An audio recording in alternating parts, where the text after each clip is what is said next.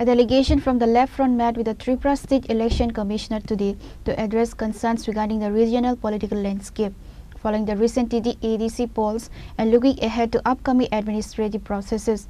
The leaders submitted a memorandum outlining 5 key demands aimed at ensuring democratic transparency. While the full text of the memorandum was discussed behind closed doors, the primary focus of the 5 demands includes security of voters, action against poll violence, the authority of administration, review of complaints and protection of democratic rights.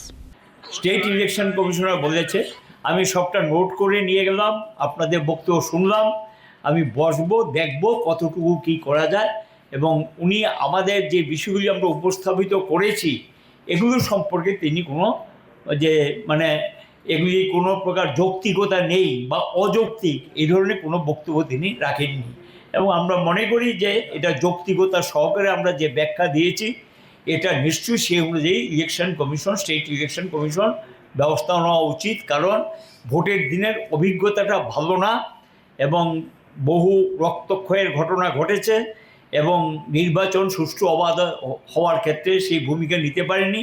এটা মনে রেখে যাতে counting হলে একই ঘটনা পুনরাবৃত্তি না ঘটে এই বিষয়টা সম্পর্কে আমরা বারবার ওনাদেরকে আমাদের দিক থেকে আমাদের যে আশঙ্কা সেই আশঙ্কাটা আমরা প্রকাশ করেছি। কারণ এখনও কেউ কেউ বলছে সব আসন জিতে যাবে, যাও এটা বলতেই পারে যে কোনো রাজনৈতিক দলের বিষয়, কিন্তু এখন এগুলো যত বললে তত কিন্তু ওই সমস্ত ইভিএম টিভিএম নিয়ে মানুষের মধ্যে একটা সন্দেহ তৈরি হয়, নানা ধরনের প্রশ্ন তৈরি হয় এগুলো, এবং এই কারণে আমরা বলবো যে সমগ্র বিষয়টা যাতে একদম নির্বাচনী বিধি এবং নির্বাচনী আইন মেনে সমগ্র ব্যাপারটা যাতে দেখা হয় সেটি আমরা ওনার কাছে আহ্বান রেখেছি।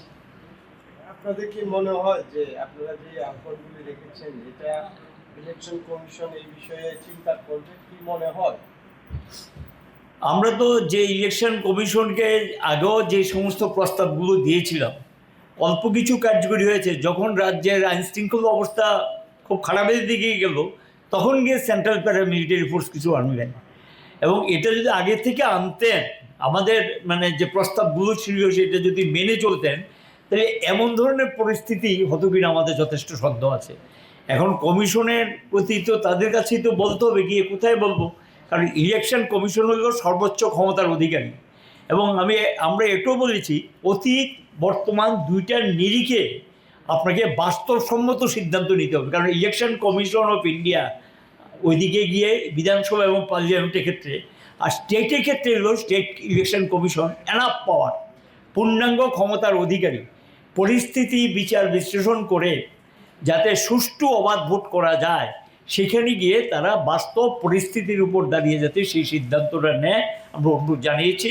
কারণ যথেষ্ট ক্ষমতা দেওয়া আছে, কনস্টিটিউশনে যে ক্ষমতা সেই ক্ষমতা তাদেরকে দেওয়া আছে। এবং এটাও আমরা বলেছি যে এই ত্রিপুরা 88 থেকে 93 তো ভোট হয়নি, এবং 93 তো এর আগে যে ইন্ডিয়ার ইলেকশন কমিশন অফ ইন্ডিয়া ছিল এটাই তো মানুষ জানতেন না, আমরা বলেছি। এবং এই ত্রিপুরা দিয়েই কিন্তু ইলেকশন কমিশন অফ ইন্ডিয়াকে চিনেছে 1993 সালে, এবং সেখানে গিয়ে পদক্ষেপ নিয়েছে টিএন সেশন, এবং অবজারভার শব্দটা কিন্তু ভারতবর্ষে আগে ছিল না। ত্রিপুরা দিয়েই 1993 সালে ফার্স্ট অবজারভার চালু হয় ত্রিপুরা দিয়ে। কাজে ইলেকশন কমিশন অফ ইন্ডিয়া যদি সিদ্ধান্ত নেয়, আবার স্টেট কমিশনও যদি সিদ্ধান্ত নেয় যে স্টেটের ইলেকশনগুলো আমরা সুষ্ঠু অবাধ করব, তাদের ক্ষমতার ক্ষেত্রে কোনো ঘাটতি দেখার কথা নেই, সম্পূর্ণ ক্ষমতা তাদের হাতে আছে, সেই ক্ষমতা প্রয়োগ করে অবাধ সুষ্ঠু যাতে করার কাজটা শেষ হয় সেটা আমরা বলেছি। Reporter Pranav Fumagatla, Chini Khora।